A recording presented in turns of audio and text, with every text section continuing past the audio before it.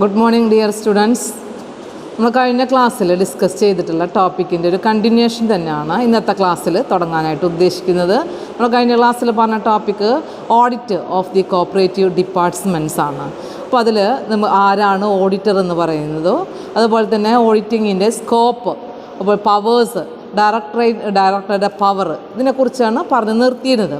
ഇനി നമുക്ക് പഠിക്കാനുള്ളത് qualification of auditor, then next audit report. ആ രണ്ട് പോയിൻറ്റും കൂടെ നമുക്ക് കോപ്പറേറ്റീവ് ഡിപ്പാർട്ട്മെൻറ്റുകളുടെ ഓഡിറ്റ് എന്ന് പറയുന്ന ടോപ്പിക്കിൽ പഠിക്കാനുണ്ട്. അപ്പോൾ നമുക്കറിയാം കോപ്പറേറ്റീവ് ഇൻസ്റ്റിറ്റ്യൂഷൻസുകളെല്ലാം ഓഡിറ്റ് ചെയ്യുന്ന ആ ഒരു ഡിപ്പാർട്ട്മെൻറ്റിൻ്റെ ഫുൾ അതോറിറ്റി ഉള്ളത് ആർക്കാണ്? ഡയറക്ടറേറ്റ് ഓഫ് കോപ്പറേറ്റീവ് ഡിപ്പാർട്ട്മെൻറ്റിനാണ്, കോപ്പറേറ്റീവ് ഓഡിറ്റിനാണ്. അപ്പോൾ ആ ഡയറക്ടറേറ്റ് ഓഫ് കോപ്പറേറ്റീവ് ഓഡിറ്റിൻ്റെ ഹെഡായിട്ടുള്ള ഡയറക്ടറാണ് കോപ്പറേറ്റീവ് ഇൻസ്റ്റിറ്റ്യൂഷൻസിൻ്റെ എല്ലാം ഓഡിറ്റിൻ്റെ മെയിൻ ആയിട്ടുള്ള റെസ്പോൺസിബിലിറ്റി ഉള്ളത്. അതിൻ്റെ ഡ്യൂട്ടി ഫുള്ളായിട്ടും ഓഡിറ്റ് ചെയ്യാനുള്ളത് ഡയറക്ടർക്കാണ് അല്ലേ. അപ്പോൾ ആ ഡയറക്ടറിൽ തന്നെ ഡയറക്ടറോട് കൂടെ തന്നെ അസിസ്റ്റ് ചെയ്യുന്ന ചില ആളുകൾ കൂടെയുണ്ട്. ആരൊക്കെയാണുള്ളത്? 1 assistant director, 1 additional director, 1 deputy director, 1 joint director and 7 auditors of cooperative audit department. ആ ഒരു 7 ഓഡിറ്റേഴ്സ് എന്ന് പറയുന്ന പോയിൻ്റ് ആ പോയിന്റിൽ നിന്നാണ് നമ്മൾ ഇന്നത്തെ ക്ലാസ് തുടങ്ങാനായിട്ട് ഉദ്ദേശിക്കുന്നത്. അപ്പോൾ ഒരു കോപ്പറേറ്റീവ് ഡയറക്ടറേറ്റ് ഓഫ് കോപ്പറേറ്റീവ് ഓഡിറ്റിൻ്റെ അഡ്മിനിസ്ട്രേഷൻ സെറ്റപ്പൊക്കെ കഴിഞ്ഞ 2 ക്ലാസ്സുകളിൽ ഞാൻ എഴുതി കാണിച്ചതാണ്. ഡയറക്ടറുണ്ട്, ഡയറക്ടറുടെ അണ്ടറിൽ വരുന്ന ഒരു additional director, assistant director, joint director, then deputy director, കൂടാതെ 7ഓളം ഓഡിറ്റേഴ്സും. അപ്പോൾ ഈ ഓഡിറ്റേഴ്സിൻ്റെ ക്വാളിഫിക്കേഷനാണ് നമ്മളിവിടെ ആദ്യമായിട്ട് പറയാൻ പോകുന്നത്. Qualification of N auditor, rule 64A. Qualification പറയുന്നത് റൂൾ 64 ആണ്.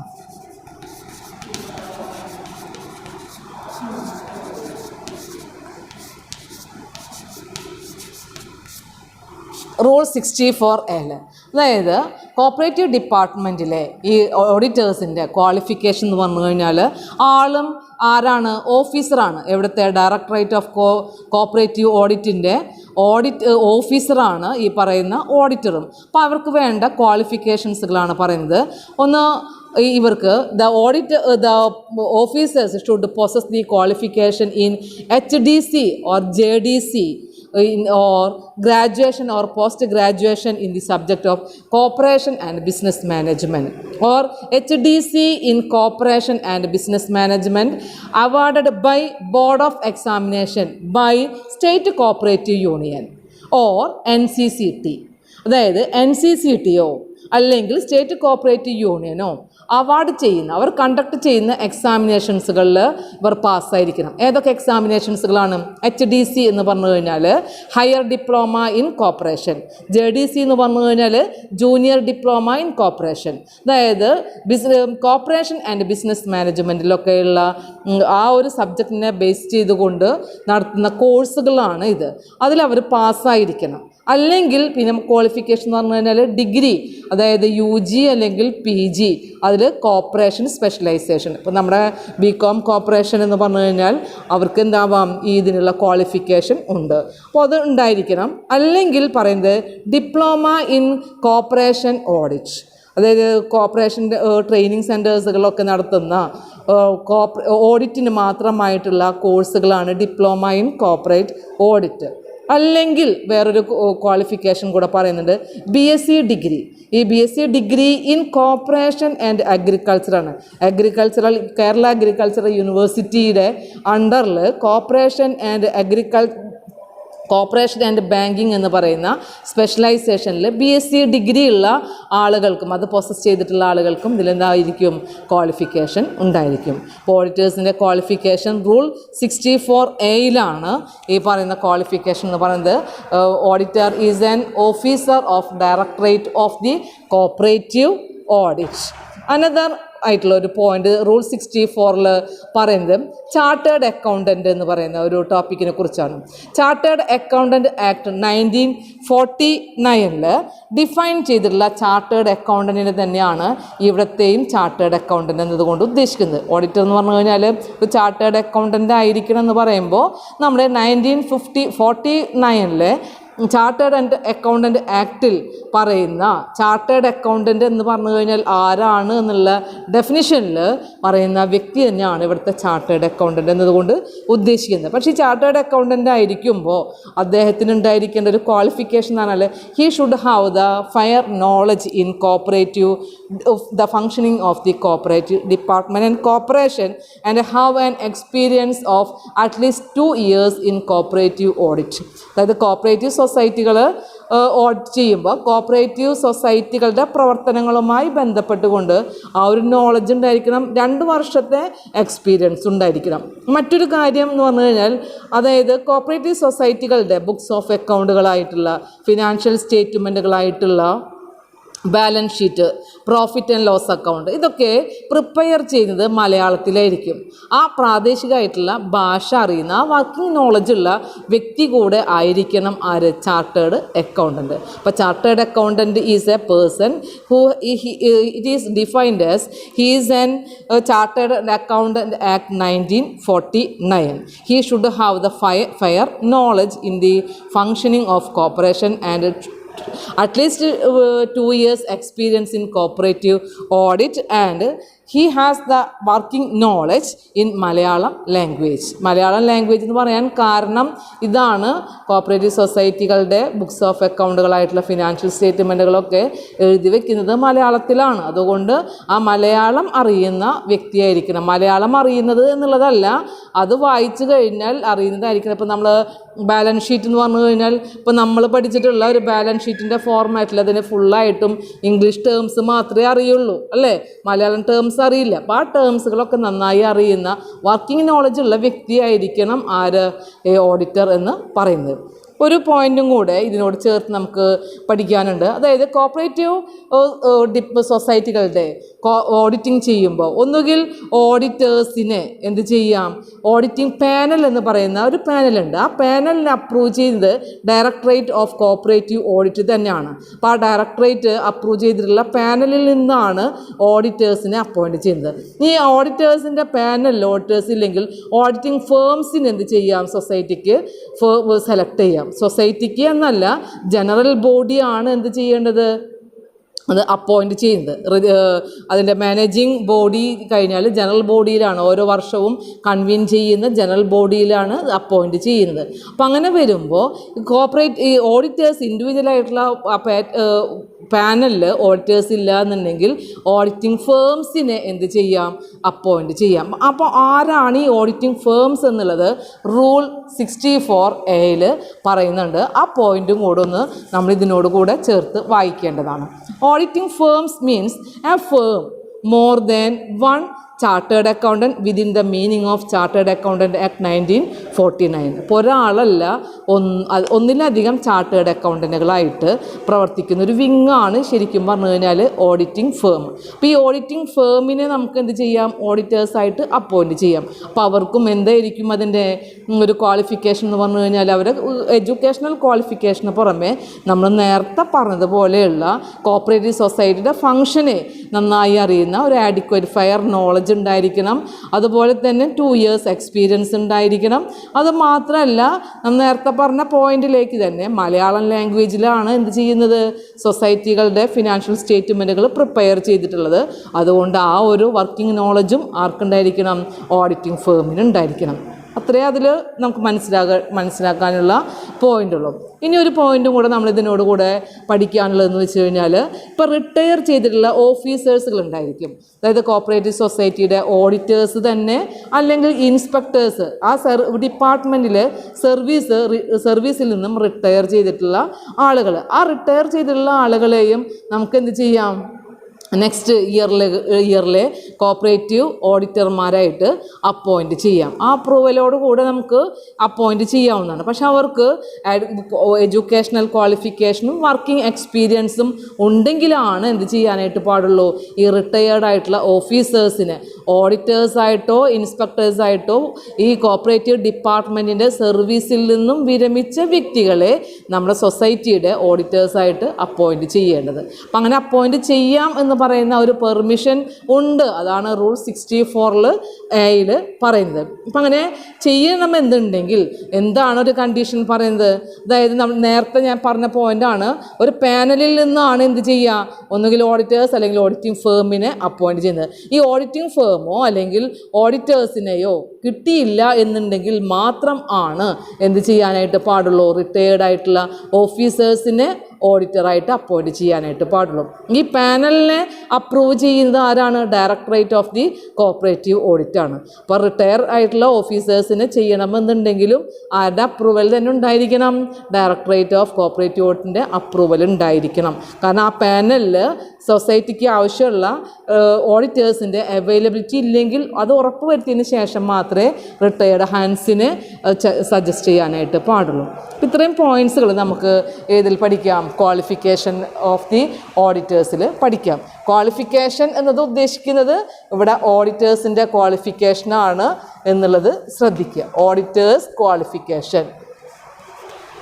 നെക്സ്റ്റ് നമുക്ക് പഠിക്കാനുള്ള അടുത്തൊരു പോയിൻ്റാണ് റൂൾ 64Bയിൽ ഓഡിറ്റ് റിപ്പോർട്ട്.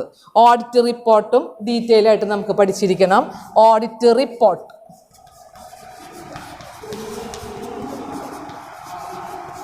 64Bയിൽ ഓഡിറ്റ് റിപ്പോർട്ടിൽ, അതായത് ഓഡിറ്റ് ചെയ്ത് കഴിഞ്ഞാൽ audit report directorate of cooperative ഡിപ്പാർട്ട്മെൻറ്റിൻ്റെ ഡയറക്ടർക്ക് സബ്മിറ്റ് ചെയ്യണം.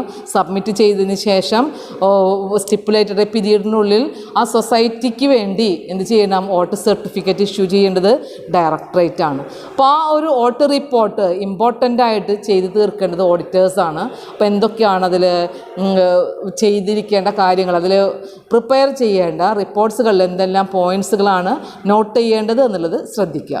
അതായത് the auditor shall submit audit memorandum in the form prescribed by the directorate of cooperative audit on the accounts examined by the auditor. Auditor books of അക്കൗണ്ടുകൾ പരിശോധിച്ചപ്പോൾ ആ audit memorandum എന്ന് പറയുന്ന ഒരു മെമ്മോറാണ്ടം പ്രിപ്പയർ ചെയ്തിരിക്കണം auditor. അതെങ്ങനെ ചെയ്യണം എന്നുള്ളത് directorate of cooperative audit prescribe ചെയ്തിട്ടുണ്ട്. ആ ഒരു ഫോർമാറ്റിലായിരിക്കണം പ്രിപ്പയർ ചെയ്യേണ്ടത്. അതായത് സൊസൈറ്റിയുടെ ബുക്സ് ഓഫ് അക്കൗണ്ടുകൾ പരിശോധിച്ചപ്പോൾ ട്രൂ ആൻഡ് ഫെയർ ആണ് എന്നുള്ളത് ശരിയാണ്, സൊസൈറ്റിയുടെ നിയമങ്ങൾക്ക് അനുകൂലമായിട്ടും എല്ലാ ബുക്സ് ഓഫ് അക്കൗണ്ടുകളും എല്ലാ കണക്കുകളും ശരിയാണ് എന്ന് ബോധ്യപ്പെടുന്നുണ്ടെങ്കിൽ എന്ത് ചെയ്യണം? അത് റെക്കോർഡ് ചെയ്തിരിക്കണം. ഇല്ല എന്നുണ്ടെങ്കിൽ സൊസൈറ്റിയുടെ ആക്ടുകൾക്ക് വിപരീതമായിട്ടുള്ളതോ അല്ലെങ്കിൽ തെറ്റായിട്ടുള്ള രീതിയിൽ ബുക്സ് ഓഫ് അക്കൗണ്ടുകൾ മിസ്അപ്രോപ്രിയേഷനോ അല്ലെങ്കിൽ വേറെ ഏതെങ്കിലും ഫോൾസിഫിക്കേഷൻ ഓഫ് അക്കൗണ്ട്സുകളോ ചെയ്തിട്ടുണ്ടെങ്കിൽ അക്കാര്യവും എവിടെ കാണിക്കണം? ഓഡിറ്റ് മെമ്മോറാണ്ടത്തിൽ എഴുതിയിരിക്കണം. അപ്പോൾ എന്തെല്ലാം പോയിൻറ്റ്സുകളാണ് ഒരു ഓഡിറ്റ് മെമ്മോറാണ്ടത്തിൽ പ്രിപ്പയർ ചെയ്യേണ്ടത്, കണ്ടെയ്ൻ ചെയ്യേണ്ടത് എന്ന് പറയുന്ന പോയിൻറ്റ്സ് ശ്രദ്ധിക്കണം. The audit memorandum shall contain the schedules with full particulars of. നമ്മൾ ഇനി പറയാൻ പോകുന്ന എല്ലാം പോയിൻറ്റ്സുകളും ഈ ഓരോ ഷെഡ്യൂളുകളായിട്ട് ഓഡിറ്റ് മെമ്മോറാണ്ടത്തിൽ സ്റ്റേറ്റ് ചെയ്തിരിക്കണം. ഇമ്പോർട്ടൻ്റ് ആണ്.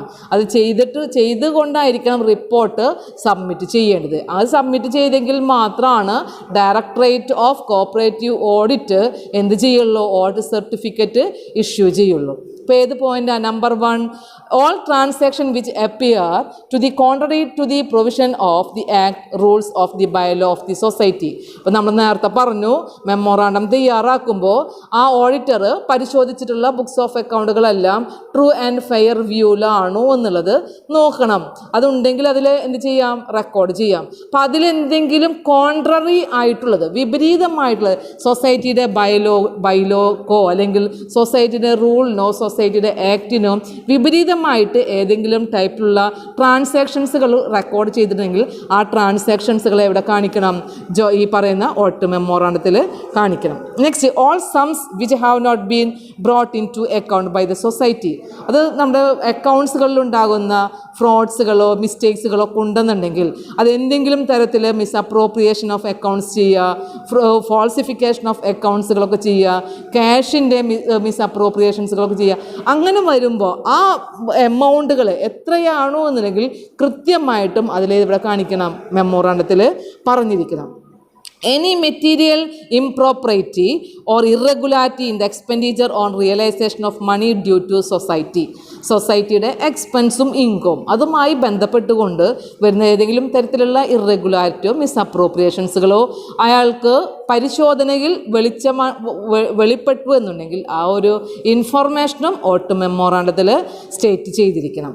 Another point, any money or property belonging to the society which appears to be bad or doubtful debtor.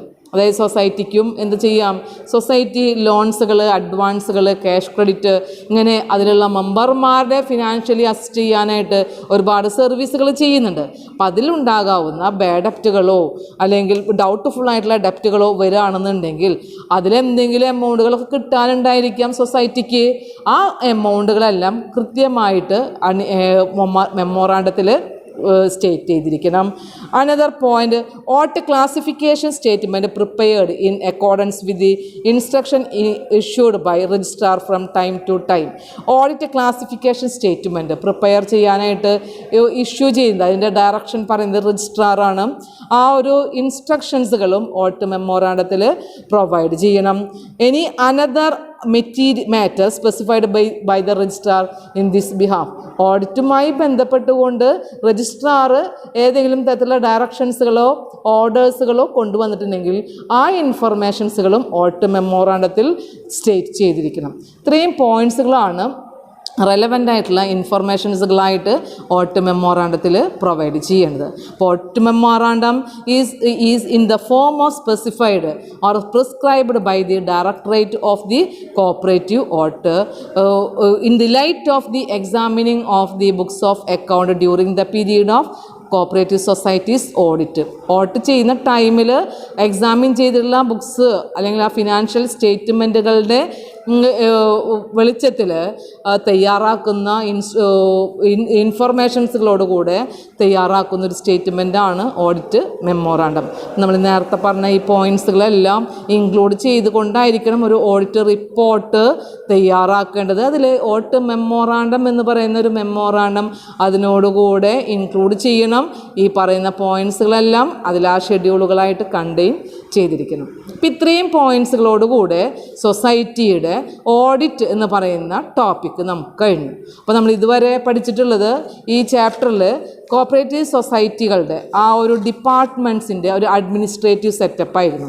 ആ അഡ്മിനിസ്ട്രേറ്റീവ് സെറ്റപ്പിൽ നമുക്ക് മെയിനായിട്ടും ഈ ഡയറക്ടറേറ്റ് ഓഫ് കോപ്പറേറ്റീവ് ഓഡിറ്റ് എന്ന് പറയുന്ന ആ ഒരു ഡിപ്പാർട്ട്മെൻറ്റിനെ കുറിച്ച് ഡീറ്റെയിൽ ആയിട്ട് പറഞ്ഞു. അതിൻ്റെ സ്കോപ്പ് എന്താണ്, പവർ എന്താണ് എന്നുള്ളതൊക്കെ പറഞ്ഞു. ഇപ്പം ഇന്നത്തെ ക്ലാസ്സിൽ നമ്മൾ പറഞ്ഞത് ഓഡിറ്റ് റിപ്പോർട്ട് എന്താണ് എന്നുള്ളതും അനദർ പോയിൻ്റ് പറഞ്ഞത് ക്വാളിഫിക്കേഷൻ ഓഫ് ഓഡിറ്ററും ആണ്. ഓക്കെ, അടുത്ത പോയിൻ്റ് നമുക്ക് ഈ ഒരു ഓഡിറ്റുമായി റിലേറ്റഡ് ആയിട്ടുള്ള പോയിന്റുകളല്ല. അതായത് കോപ്പറേറ്റീവ് മൂവ്മെൻറ്റ് എന്ന് പറയുന്ന ആ ഒരു മൂവ്മെൻറ്റ് ഇന്ത്യയിൽ ഇൻട്രൊഡ്യൂസ് ചെയ്യുന്ന ആ കാലഘട്ടം മുതൽ ഇപ്പോഴത്തെ പ്രസൻറ്റ് ഇറ വരെയുള്ള കോപ്പറേറ്റീവ് മൂവ്മെൻറ്റ്സിൻ്റെ ഒരു ജേണിയെക്കുറിച്ചാണ് നമുക്ക് ഇനി അടുത്തതായിട്ട് പഠിക്കാനുള്ളത്. അപ്പോൾ ഏതൊക്കെ ആക്ടുകൾ അല്ലെങ്കിൽ ഏതൊക്കെ കമ്മീഷൻസുകൾ, ഏതൊക്കെ റെക്കമെൻഡേഷൻസുകളിലൂടെയാണ് നമ്മുടെ കോപ്പറേറ്റീവ് മൂവ്മെൻറ്റിൻ്റെ റാപ്പിഡായിട്ടുള്ള ഗ്രോത്ത് എന്നുള്ളത് നമുക്ക് ഈ ഓരോ കമ്മീഷൻസുകളും അതുപോലെ തന്നെ ആക്ടുകളൊക്കെ പഠിക്കുമ്പോൾ മനസ്സിലാവും. അപ്പോൾ അടുത്തത് നമുക്ക് പഠിക്കാനുള്ളതാണ് government and cooperative movement. Another topic, government and cooperative movement. അതായത് നമുക്ക് ഇൻഡിപെൻഡൻസിന് മുമ്പും ഇൻഡിപെൻഡൻസിന് ശേഷവും ഇന്ത്യയിൽ കോപ്പറേറ്റീവ് സൊസൈറ്റികളുടെ ആ മൂവ്മെൻറ്റ്സ് എങ്ങനെ ആയിരുന്നു എന്നുള്ളതാണ് നമുക്ക് ഈ ഒരു ടോപ്പിക്കിലൂടെ നമുക്കൊരു ഹിസ്റ്ററി ആയിട്ട് പഠിക്കാനുള്ളത്. അതായത് ബ്രിട്ടീഷ് റൂൾ നടക്കുന്ന ആ ഒരു ഈ പീരീഡിൽ തന്നെ കോപ്പറേറ്റീവ് പ്രസ്ഥാനം ഉണ്ടായിരുന്നു. പക്ഷേ കോപ്പറേറ്റീവ് മൂവ്മെൻറ്റ് എന്ന് പറഞ്ഞു കഴിഞ്ഞാൽ ഫാർമേഴ്സിൻ്റെ ഫിനാൻഷ്യലായിട്ടുള്ള അസിസ്റ്റൻസുകൾ മാത്രം പ്രൊവൈഡ് ചെയ്യുന്നതിന് വേണ്ടി, അല്ലെങ്കിൽ ഫാർമേഴ്സ് ഫേസ് ചെയ്യുന്ന പ്രോബ്ലംസുകൾക്കൊരു റെമഡി ആയിട്ടായിരുന്നു ഉണ്ടായിരുന്നത് കോപ്പറേറ്റീവ് മൂവ്മെൻറ്റ് അന്നത്തെ ഒരു സിറ്റുവേഷനിൽ നിലനിന്നിരുന്നത്. അത് തന്നെ എന്ന് പറഞ്ഞു കഴിഞ്ഞാൽ കോപ്പറേറ്റീവ് സൊസൈറ്റീസുകളിൽ അന്നത്തെ സൊസൈറ്റികൾ ഫാർമേഴ്സിനാണ് ഇമ്പോർട്ടൻസ് കൊടുത്തത്. ഫാർമേഴ്സ് എന്ന് പറഞ്ഞു കഴിഞ്ഞാൽ നമുക്കറിയാം ലോ ഇൻകം ആയിട്ടുള്ള ആളുകളാണ് അല്ലേ. അപ്പോൾ അവർക്ക് എപ്പോഴും കടബാധ്യതകളായിരിക്കും ഉണ്ടായിരിക്കുന്നത്. ആ ഒരു ഫിനാൻഷ്യലായിട്ടുള്ള ആ ഇൻഡെപ്റ്റഡ്നെസ് ആണ് മെയിൻ കൺസേൺ. അന്നത്തെ സാഹചര്യത്തിൽ കോപ്പറേറ്റീവ് മൂവ്മെൻറ്റിൻ്റെ കൺസേൺ അതായിരുന്നു. അങ്ങനെ ഗവൺമെൻറ് പല ഇനാക്ട്മെൻറ്റുകളും ഈ ഒരു ഫാർമേഴ്സിൻ്റെ പ്രോബ്ലംസുകൾക്ക് വേണ്ടി കൊണ്ടുവന്നു. അതായത് ഫിനാൻഷ്യലായിട്ടുള്ള അസിസ്റ്റൻസ് കൂടെ അവർക്ക് പ്രൊവൈഡ് ചെയ്തിരുന്നു. ആ പ്രൊവൈഡ് ചെയ്യുന്നതിന് കൊണ്ടുവന്നിട്ടുള്ള ലോ പ്രകാരം, ആ നിയമപ്രകാരം ഇൻട്രസ്റ്റ് റേറ്റ് വളരെ ചുരുക്കിയ ലോ റേറ്റ് ഓഫ് ഇൻട്രസ്റ്റിൽ ഫിനാൻഷ്യൽ അസിസ്റ്റൻസ് പ്രൊവൈഡ് ചെയ്തിരുന്നു, ലോൺസുകൾ പ്രൊവൈഡ് ചെയ്തിരുന്നു. അന്ന് കൊടുക്കുന്ന ലോൺസിനെ പറയുന്ന പേരായിരുന്നു taccavi loans, TACCAVI, taccavi loans. ഈ പറയുന്ന ഒരു ലോൺ സിസ്റ്റം കൊണ്ടുവന്നെങ്കിലും ആ ഇനാക്ട്മെൻറ്റ് ഓഫ് ലോൺ ഉണ്ടായിരുന്നെങ്കിലും അത്രയും ഒരു എന്താ പറയുക, ആ ഒരു എക്സ്പെരിമെൻ്റ് കൊണ്ടൊന്നും കോപ്പറേറ്റീവ് മൂവ്മെൻറ്റ് വേണ്ടത്ര രീതിയിൽ വിജയിച്ചിട്ടില്ല. അതുകൊണ്ട് തന്നെ കോപ്പറേറ്റീവ് പ്രസ്ഥാനത്തിന് പുതിയതായിട്ടുള്ള പല റെമഡിയൽ മെഷേഴ്സുകളും കൊണ്ടുവരേണ്ടതിൻ്റെ ആവശ്യകത ഉണ്ടായി. അങ്ങനെ ചിന്തിച്ച് തുടങ്ങിയതിൻ്റെ ഫലമായിട്ടാണ് ഇന്ത്യയിൽ ആദ്യമായിട്ട് തന്നെ ഒരു കോപ്പറേറ്റീവ് ആക്ട് നിലവിൽ വന്നത്. 1904 എന്ന് പറയുന്ന ആക്ട്. അങ്ങനെയാണ് നമ്മുടെ ഇന്ത്യയിൽ കോപ്പറേറ്റീവ് പ്രസ്ഥാനത്തിൻ്റെ ആദ്യം എന്ന നിലയ്ക്ക് ഒരു ആക്ട് വന്നുള്ളത്. ആ ആക്ടായിരുന്നു Indian credit cooperative societies act 1904. 1904 Indian cooperative credit societies ആക്ടിൻ്റെ ഇമ്പോർട്ടൻസ്, അതുപോലെ തന്നെ അതിൻ്റെ മെയിൻ ഫീച്ചേഴ്സ്, അതിലെ പ്രൊവിഷൻസുകൾ ഒക്കെ നമ്മൾ സെക്കൻഡ് ചാപ്റ്ററിലെ ഫസ്റ്റ് ടോപ്പിക്കായിട്ട് പഠിച്ചതാണ്. അപ്പോൾ അവിടെയൊക്കെ ഒരുപാട് ലിമിറ്റേഷൻസുകൾ ഉള്ളത് കൊണ്ട് തന്നെ ഈ ആക്ടുകളൊക്കെ എന്ത് ചെയ്തിട്ടുണ്ട്, റീപ്ലേസ് ചെയ്തിട്ടുണ്ട്. പക്ഷേ 1904 ഈ ആക്ട് കൊണ്ടുവന്നത് തന്നെ യൂറോപ്പിലുള്ള കോപ്പറേറ്റീവ് മൂവ്മെൻറ്റ്സിൻ്റെ ഡെവലപ്മെൻറ്റ്, ആ ഒരു ഗ്രോത്ത് ഫോളോ ചെയ്തുകൊണ്ടാണ് നമ്മുടെ ഇന്ത്യയിൽ കോപ്പറേറ്റീവ് സൊസൈറ്റീസുകൾ എന്ത് വന്നിട്ടുള്ളത്, ഡെവലപ്പ് ചെയ്യാനായിട്ട് തുടങ്ങിയത്. യൂറോപ്യൻ കൺട്രീസുകളിൽ ജർമ്മനി, ഇംഗ്ലണ്ട് പോലെയുള്ള സ്ഥലങ്ങളിൽ കോപ്പറേറ്റീവ് സൊസൈറ്റീസുകളും വളരുകയും സോഷ്യോ ഇക്കണോമിക് ആയിട്ടുള്ള പല ഡെവലപ്മെൻറ്റുകൾ ഉണ്ടാവുകയും ചെയ്തതിൻ്റെ റിസൾട്ടിൽ ഇന്ത്യയിലും 1904 ആക്ടിൽ ആദ്യമായി എന്ത് വന്നു, ഒരു കോപ്പറേറ്റീവ് സൊസൈറ്റി ഇൻട്രൊഡ്യൂസ് ചെയ്തു.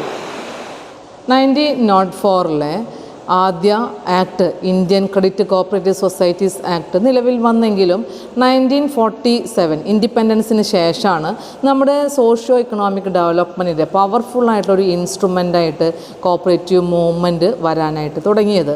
അതായത് ഇൻഡിപെൻഡൻസിന് ശേഷമാണ് 5 ഇയർ പ്ലാൻസുകളൊക്കെ തുടങ്ങിയത്. അപ്പോൾ ആ 5 ഇയർ പ്ലാൻസുകളിലൊക്കെ ഓരോ പഞ്ചവത്സര പദ്ധതികളും കോപ്പറേറ്റീവ് സൊസൈറ്റികളും കോപ്പറേറ്റീവ് മൂവ്മെൻറ്റുകൾക്ക് വേണ്ടിയിട്ട് വരുന്ന പുതിയ നിയമങ്ങളും പ്ലാൻസുകളൊക്കെ കൊണ്ടുവന്നിരുന്നു. അപ്പോൾ ഒരു സോഷ്യോ ഇക്കണോമിക് ആയിട്ടുള്ള ഡെവലപ്മെൻറ്റിന് വേണ്ടി ഒരു ഇമ്പോർട്ടൻ്റ് ഇൻസ്ട്രുമെൻ്റ് ആയിട്ടുള്ള ഒരു പവർഫുൾ ആയിട്ടുള്ള ഇൻസ്ട്രുമെൻ്റായിട്ട് ആക്ട് ചെയ്തത് ഇൻഡിപെൻഡൻസിന് ശേഷമാണ്. അതായത് പണ്ഡിറ്റ് ജവഹർലാൽ നെഹ്റു ആദ്യത്തെ പ്രൈം മിനിസ്റ്ററും അതുപോലെ തന്നെ നമ്മുടെ മോഡേൺ ഇന്ത്യയുടെ ആർക്കിടെക്ടറുമായിട്ടുള്ള അദ്ദേഹത്തിൻ്റെ പല കാഴ്ചപ്പാടുകളും കോപ്പറേറ്റീവ് പ്രസ്ഥാനത്തിന് വലിയൊരു കോൺട്രിബ്യൂഷനാണ് കൊണ്ടുവന്നിട്ടുള്ളത്. അദ്ദേഹത്തിൻ്റെ ഒപ്പീനിയനിൽ പറയുന്നത്, he stated that the development of the rural India is to build on 3 pillars. അതായത് ഇപ്പോൾ ജവഹർലാൽ നെഹ്റു അതുപോലെ തന്നെ മഹാത്മാഗാന്ധിയും ഇവരുടെയൊക്കെ വിഭാവനത്തിൽ ഇന്ത്യ എന്ന് പറഞ്ഞു കഴിഞ്ഞാൽ ഇന്ത്യയുടെ ഒരു ഡെവലപ്മെൻറ്റ് എന്ന് പറയുന്നത് റൂറൽ ഏരിയയിൽ നിന്ന് സ്റ്റാർട്ട് ചെയ്യണമെന്നുള്ളതാണ്. അപ്പോൾ നെഹ്റുവിൻ്റെയും ഒപ്പീനിയൻസ് അത് തന്നെയാണ്. The development of the rural India is to be built on 3 pillars. Number 1, village panchayat, village corporation and village school.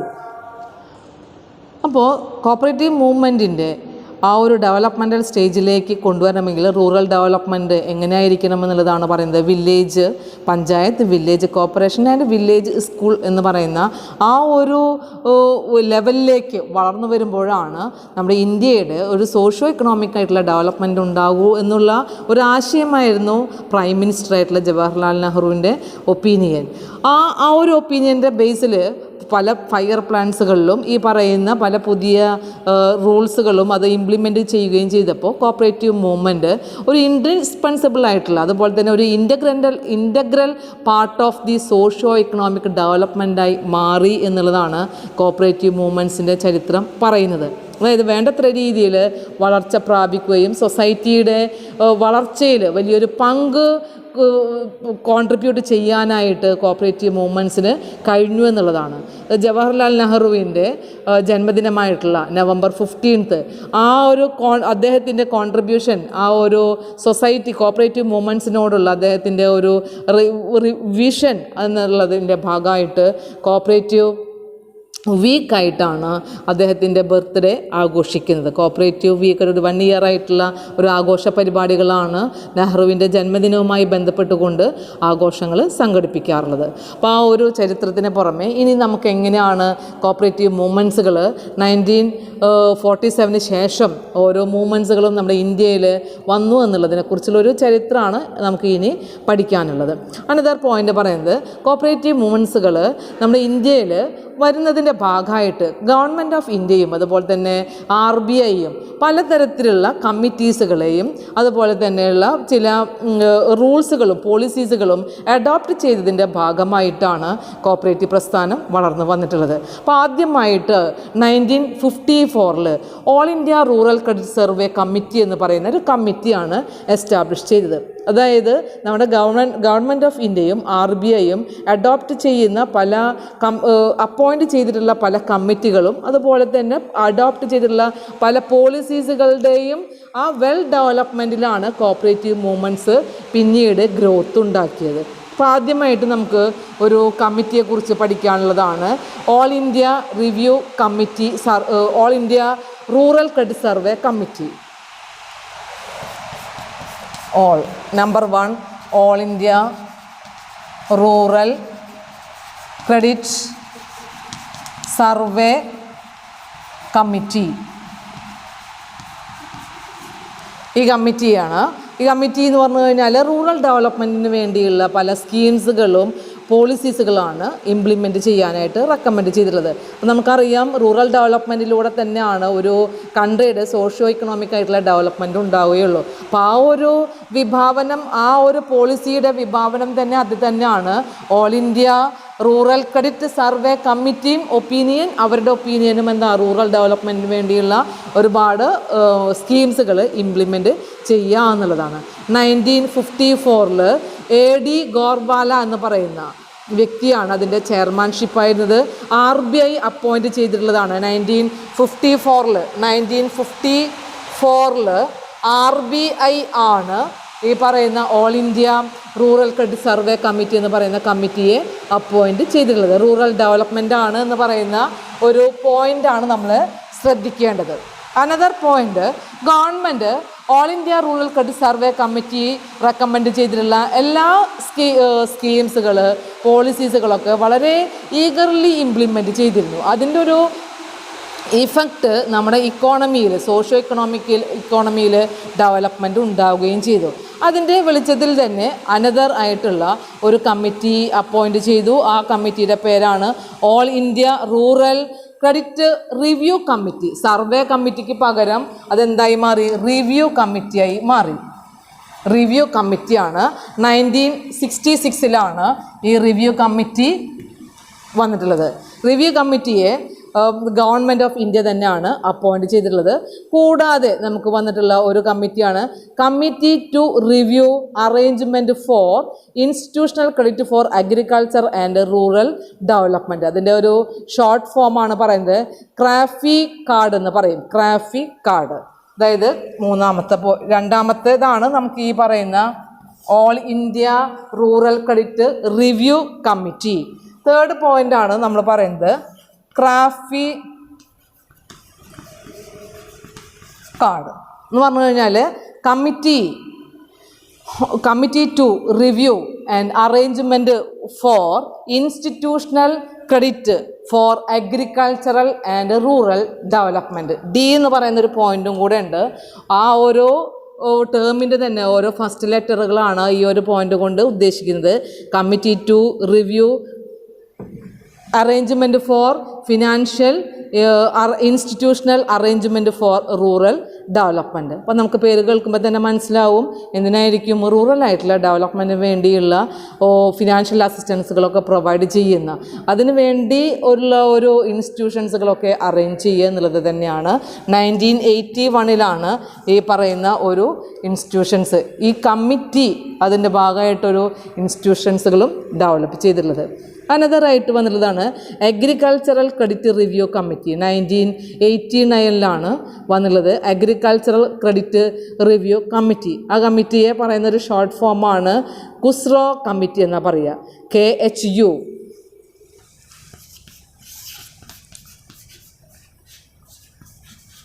കുസ്റോ committee. ആ കമ്മിറ്റി എന്ന് പറയുമ്പോൾ അഗ്രികൾച്ചറൽ ക്രെഡിറ്റ് റിവ്യൂ കമ്മിറ്റിയാണ്. അപ്പോൾ അഗ്രികൾച്ചറൽ ഏരിയയിലുള്ള പ്രോബ്ലംസുകളാണ് അവിടെ എന്ത് ചെയ്യുന്നത്, ഹാൻഡിൽ ചെയ്യുന്നത്. അതിനെ അസിസ്റ്റ് ചെയ്യുക, ആ ഒരു ഇക്കോണമിയിലെ ഡെവലപ്മെൻറ്റ് ക്രിയേറ്റ് ചെയ്യുക എന്നുള്ളതാണ് മെയിൻ റെക്കമെൻഡേഷൻസുകളായിട്ട് വന്നിട്ടുള്ളത്. അനദറായിട്ട് വന്നിട്ടുള്ളൊരു കമ്മിറ്റിയാണ് വൈദ്യനാഥൻ കമ്മിറ്റി. 2000 കുസ്റോ കമ്മിറ്റി എസ്റ്റാബ്ലിഷ് ചെയ്തിട്ടുള്ളത്. ആ കമ്മിറ്റിയെ അപ്പോയിൻറ്റ് ചെയ്തത് 1989. 1989 അനദറായിട്ട് വന്നിട്ടുള്ള കമ്മിറ്റിയാണ് വൈദ്യനാഥൻ കമ്മിറ്റി.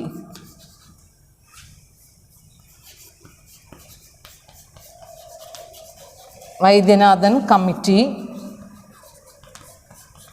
നമുക്കറിയാം 2005 അതായത് പ്രൈമറി അഗ്രികൾച്ചറൽ ക്രെഡിറ്റ് സൊസൈറ്റീസിൻ്റെ ഡെവലപ്മെൻറ്റിന് വേണ്ടി ഒരു റിവൈസ്ഡ് ആയിട്ടുള്ള പല ആ ഒരു പ്രൈമറി ലെവലുള്ള അഗ്രികൾച്ചറൽ ക്രെഡിറ്റ് സൊസൈറ്റിയെ റീസ്ട്രക്ചർ ചെയ്യുന്നതിന് വേണ്ടി, റിവൈവ് ചെയ്യുന്നതിന് വേണ്ടി വന്നിട്ടുള്ള ഒരു കമ്മിറ്റിയാണ് വൈദ്യനാഥൻ കമ്മിറ്റി. അന്നത്തെ ക്രെഡിറ്റ് സ്ട്രക്ചർ എന്ന് പറഞ്ഞു കഴിഞ്ഞാൽ state level, district level and പ്രൈമറി ലെവലിലുള്ളതായിരുന്നു.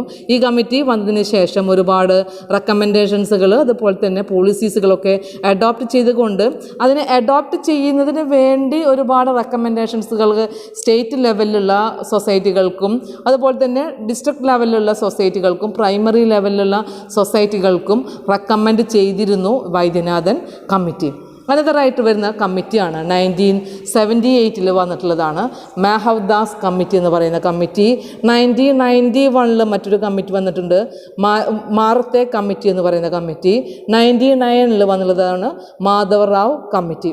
ഈ 3 കമ്മിറ്റികളുടെയും മെയിനായിട്ടുള്ള അവരുടെ റെക്കമെൻഡേഷൻസുകളെല്ലാം നോൺ അഗ്രികൾച്ചറൽ ക്രെഡിറ്റ് സെക്ടറിനെ ഡെവലപ്പ് ചെയ്യുക എന്നുള്ളതാണ്. അതായത് മാഹവദാസ് കമ്മിറ്റി ആയി കഴിഞ്ഞാലും മറാത്തെ കമ്മിറ്റി ആയി കഴിഞ്ഞാലും മാധവദാസ് റാവോ കമ്മിറ്റി ആയി കഴിഞ്ഞാലും അഗ്രികൾച്ചറൽ ക്രെഡിറ്റ്, അതായത് നോൺ അഗ്രികൾച്ചറൽ ക്രെഡിറ്റ് സെക്ടറിനെയാണ് ഡെവലപ്പ് ചെയ്യുന്നതിന് വേണ്ടി റെക്കമെൻഡേഷൻസുകൾ കൊണ്ടുവന്നിട്ടുള്ളത്. ഈ കമ്മിറ്റിയെ അപ്പോയിൻറ്റ് ചെയ്യുന്ന പുതിയ പുതിയ കമ്മിറ്റീസുകളെല്ലാം ഓരോ സെക്ടറുകളിലും ഡിഫറൻ്റായിട്ടുള്ള പഠനങ്ങൾ നടത്തുകയും ആ ഒരു സെക്ടറുകളെ ഡെവലപ്പ് ചെയ്യുന്നതിന് വേണ്ടി പുതിയ ആശയങ്ങൾ കൊണ്ടുവരികയും ചെയ്തു. അതിൻ്റെ ഭാഗമായിട്ട് വന്നിട്ടുള്ള ഒരു കമ്മിറ്റിയാണ് നെഡേഷൻ കമ്മിറ്റി എന്ന് പറയുന്ന കമ്മിറ്റി. 1960 ഇൻട്രൊഡ്യൂസ് ചെയ്തിട്ടുള്ള ഒരു കമ്മിറ്റിയാണ് നെഡേഷൻ കമ്മിറ്റി. ഈ നെഡേഷൻ കമ്മിറ്റി എന്ന് പറയുന്ന കമ്മിറ്റി കൺസ്യൂമർ സൊസൈറ്റികളുടെ, അതായത് കോപ്പറേറ്റീവ് സെക്ടറിൽ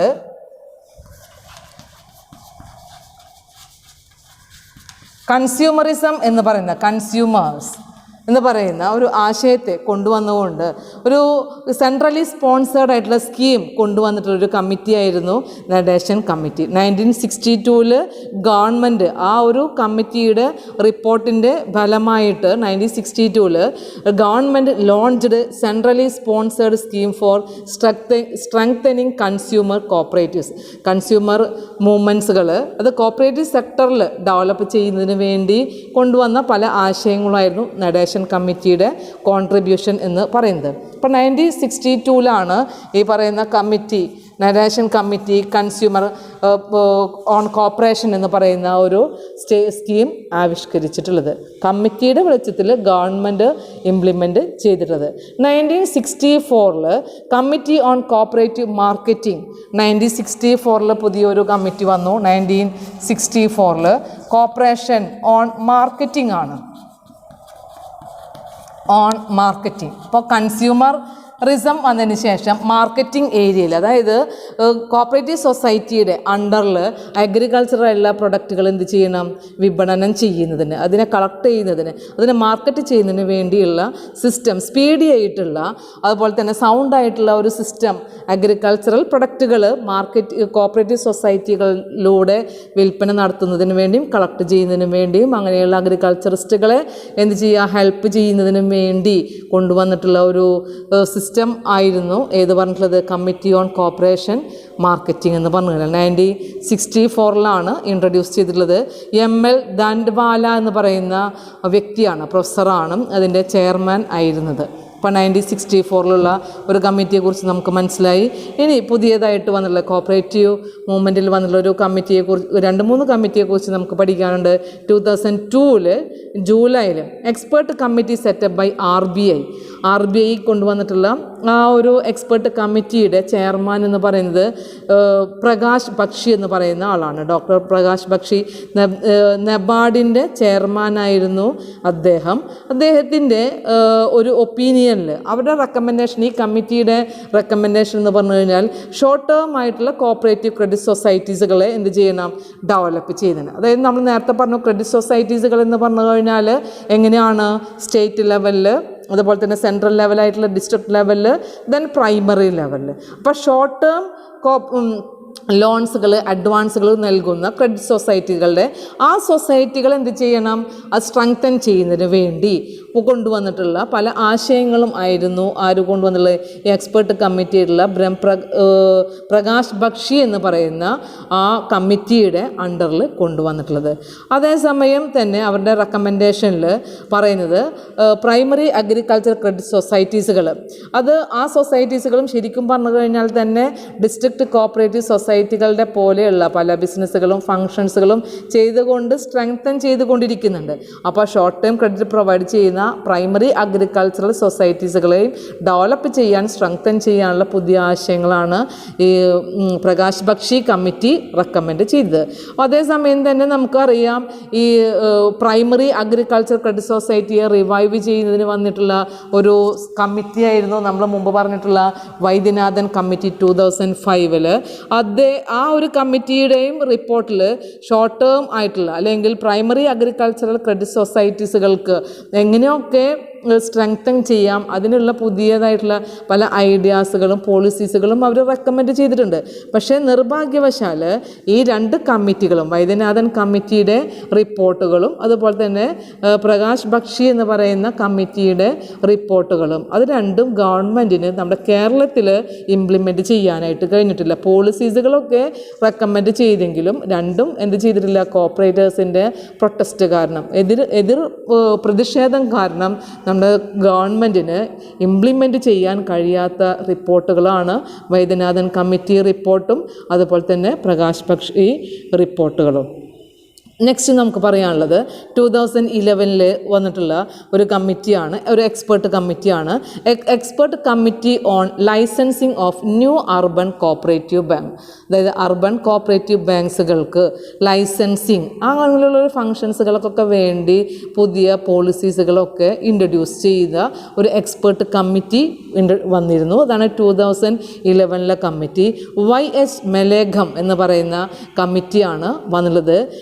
new licensing on new on urban cooperative bank. ഇപ്പോൾ ഈ അർബൻ കോപ്പറേറ്റീവ് ബാങ്കിന് വേണ്ടി ലൈസൻസിങ് ഫംഗ്ഷൻ ചെയ്യുന്ന എക്സ്പേർട്ട് കമ്മിറ്റി ഒരു സജഷൻ കൊണ്ടുവന്നു. ആ സജഷൻ്റെ ഭാഗമായിട്ട് പ്രൈമറി കോപ്പറേറ്റീവ് ബാങ്കുകളും അർബൻ കോപ്പറേറ്റീവ് ബാങ്കുകൾക്ക് ലൈസൻസിങ് ഫംഗ്ഷൻ ചെയ്യുന്നത് പോലെ എന്തും വേണമെന്ന് പറഞ്ഞു, പ്രൈമറി കോപ്പറേറ്റീവ് ബാങ്കുകൾക്കും ലൈസൻസിങ് ആ ഒരു ഫങ്ഷൻസുകളൊക്കെ കൊണ്ടുവരണം എന്ന് പറയുന്ന ആശയം റെക്കമെൻഡ് ചെയ്തിരുന്നതാണ് മെലേഘം കമ്മിറ്റി 2011.